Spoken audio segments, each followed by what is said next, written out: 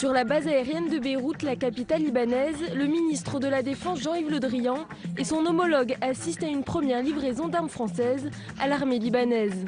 L'objectif, mieux lutter contre la menace djihadiste qui vient de Syrie. Le Liban, ce pays qui connaît le prix de la guerre, ne veut pas être entraîné dans le chaos qui l'entoure. La France est et sera présente pour l'y aider. Des armes financées par un don saoudien de près de 3 milliards d'euros. La France et l'Arabie saoudite espèrent ainsi contribuer à la stabilité du Liban. C'est la petite phrase de trop pour les communistes. Le chef de l'État a en effet déclaré que Marine Le Pen parle comme un tract du Parti communiste des années 1970. Les réactions ne se sont pas fait attendre. Et j'ai demandé au président de la République des excuses publiques pour cette phrase. En vérité, c'est une phrase lamentable.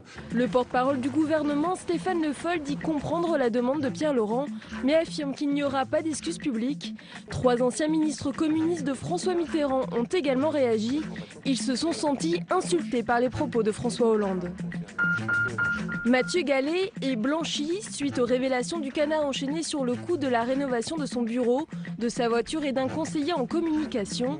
L'Inspection générale des finances a mené l'enquête. Selon ses conclusions, les dépenses ne présentent pas de caractère abusif.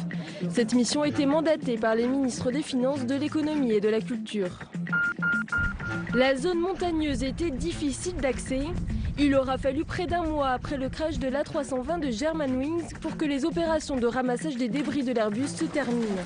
Ils ont été stockés dans un hangar à Seine-les-Alpes. Les opérations de dépollution doivent à présent débuter.